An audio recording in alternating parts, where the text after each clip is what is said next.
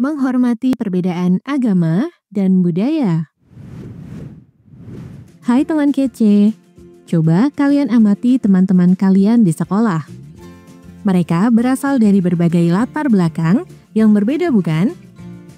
Ada yang beragama Islam, ada yang beragama Hindu, Kristen, atau Buddha.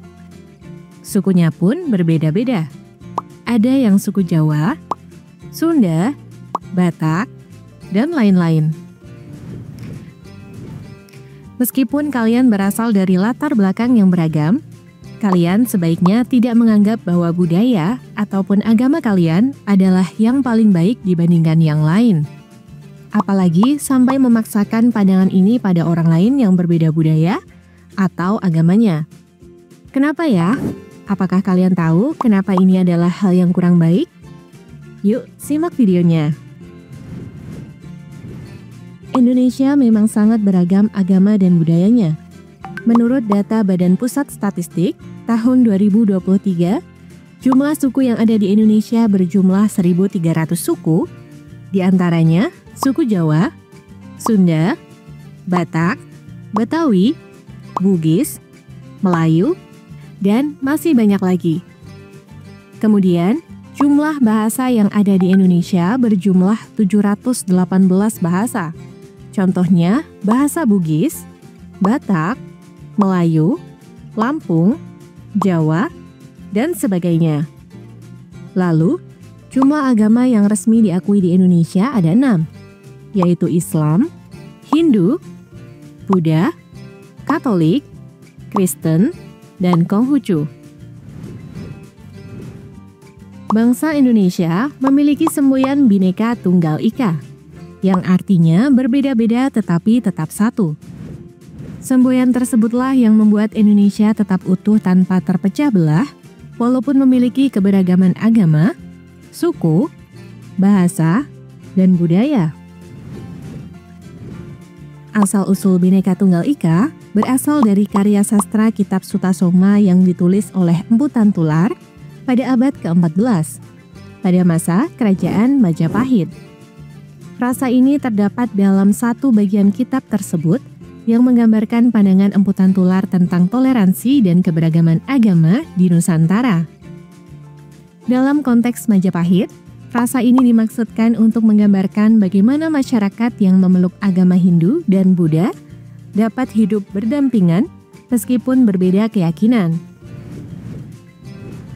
Kemudian, di Indonesia, kebebasan memeluk agama dijamin dalam pasal 28E ayat 1 UUD NRI tahun 1945 yang berbunyi, setiap orang bebas memeluk agama dan beribadat menurut agamanya, memilih pendidikan dan pengajaran, memilih pekerjaan, memilih kewarganegaraan, memilih tempat tinggal di wilayah negara, dan meninggalkannya, serta berhak kembali. Dari bunyi pasal tersebut, dapat diketahui jika kita wajib menghormati agama dan budaya orang lain. Lalu, apa sajakah sikap yang dapat kita lakukan sebagai pelajar untuk menghormati budaya dan agama orang lain di lingkungan sekolah? Sikap yang dapat kita lakukan untuk menghormati budaya dan agama orang lain di lingkungan sekolah, misalnya, berteman dengan semuanya tanpa membedakan suku, ras, budaya, ataupun agama mereka, melaksanakan piket kelas bersama teman kelompok sesuai jadwal, tidak melakukan perundungan terhadap teman yang berbeda di sekolah, bersedia belajar kelompok atau mengerjakan tugas prakarya dengan semua teman. Selain di sekolah, kita juga perlu menghormati perbedaan budaya dan agama orang lain di lingkungan masyarakat. Beberapa sikap yang dapat kita lakukan untuk menghormati perbedaan agama dan budaya di lingkungan masyarakat, misalnya, membantu tetangga yang terkena musibah atau punya hajat tanpa melihat latar belakang suku, budaya, ataupun agamanya. Menghadiri kegiatan upacara adat di lingkungan tempat tinggal. Menonton pertunjukan budaya dari daerah lain. Tidak mengganggu tetangga yang sedang beribadah. Kemudian, jika dikaitkan dengan nilai-nilai Pancasila, Menghormati perbedaan agama dan budaya merupakan contoh implementasi sila ketiga Pancasila, yaitu Persatuan Indonesia.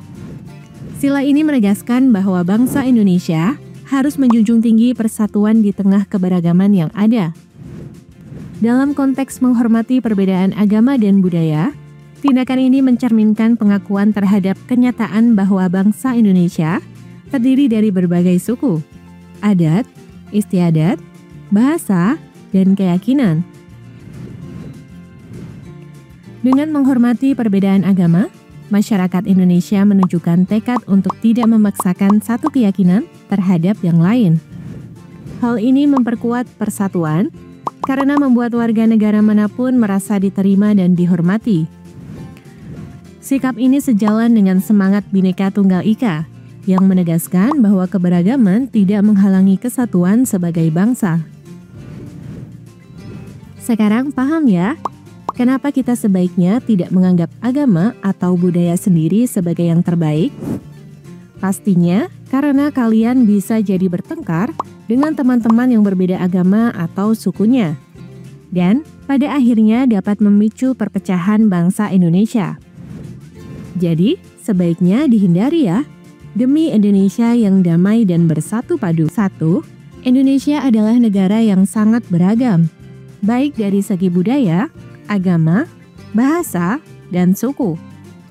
Jumlah agama yang resmi diakui di Indonesia berjumlah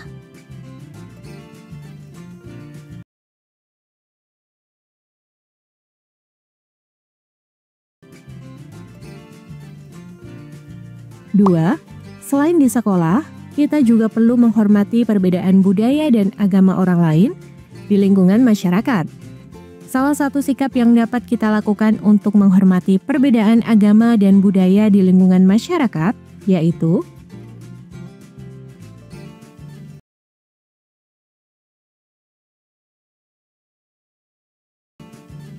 Tiga, suku Minangkabau merupakan salah satu contoh suku yang ada di Indonesia. Suku Minangkabau berasal dari provinsi